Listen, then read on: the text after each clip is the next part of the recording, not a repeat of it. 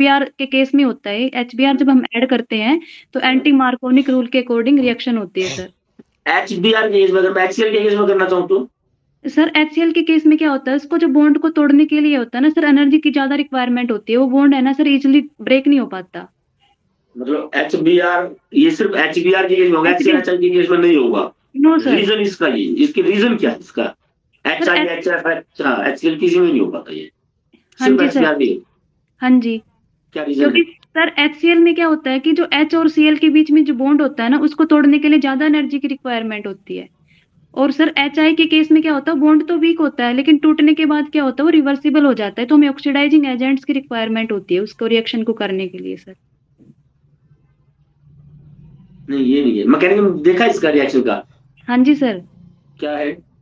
पर sir, peroxide yes sir, radical बनती है सर इसमें पहले। फ्री रेडिकल बनता है। फ्री रेडिकल बनता है सर, फिर हाँ वो जी। जाके एल्कीन पे अटैक करता है सर। कौन सा फ्री रेडिकल अल्कीन पे अटैक करता है? सर बी आर रेडिकल बनेगा बी एचबीआर आर के फ्री केस। रेडिकल अल्कीन पे अटैक करता है। Yes sir. उसके बाद ये अल्काइल फ्री रेडिकल बन जाएगा, बी आर का अटैच हो जाएगा, हाँ जी सर। अल्काइल फिर फ्री रेडिकल बनता है, प्राइमरी या सेकेंडरी। Yes sir. फिर दूसरा स्टेप है, वो एचबीआर पे अटैक करता है। हाँ जी सर, फिर प्रोटॉन ले ठीक लेगा है, सर वहां से। हाँ जी। हाँ, एग्जैक्ट इसका रीजन है, दो स्टेप थे। हाँ जी।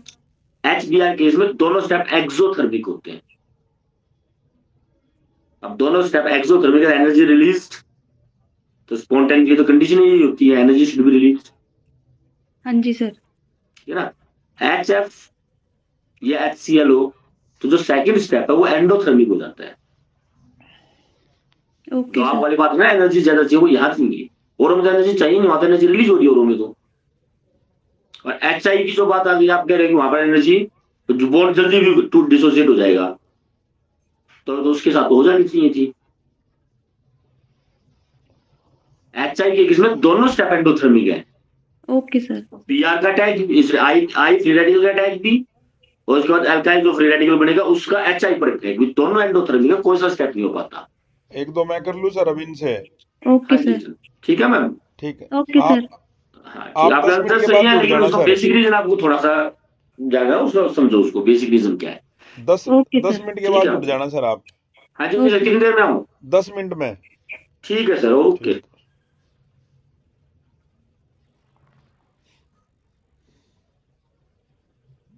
हाँ जी मैम, हाँ जी सर। ये बताइए आप,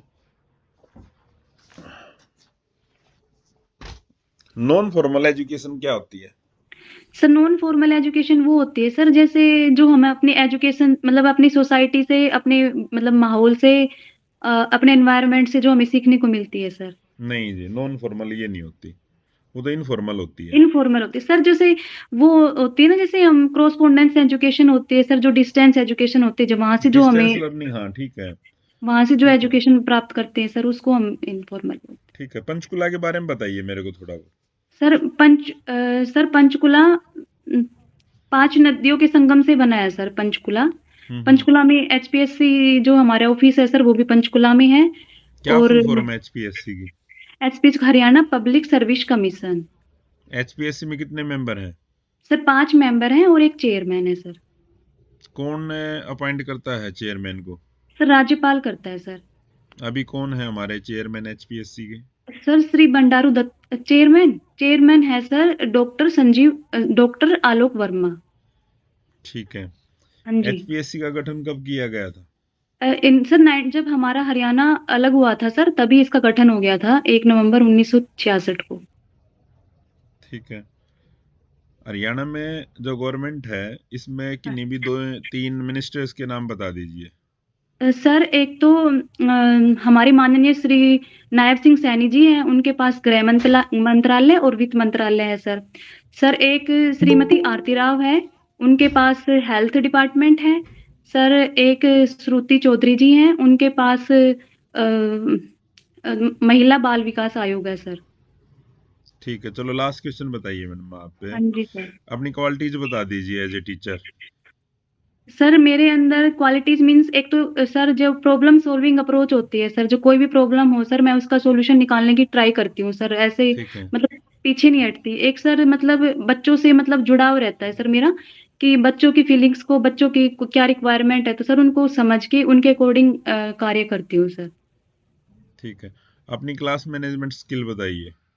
सर क्लास मैनेजमेंट के लिए एक तो मतलब सर कि क्लास में मतलब मैं बच्चों के बीच में मतलब अपने और बच्चों के बीच में गैप को कम रखूंगी, ताकि बच्चे आसानी से मेरी चीजों को समझ पाएं। सर एक तो उनके मेंटल लेवल के अकॉर्डिंग काम करूंगी कि बच्चों को चीज समझ आ रही कि नहीं आ रही।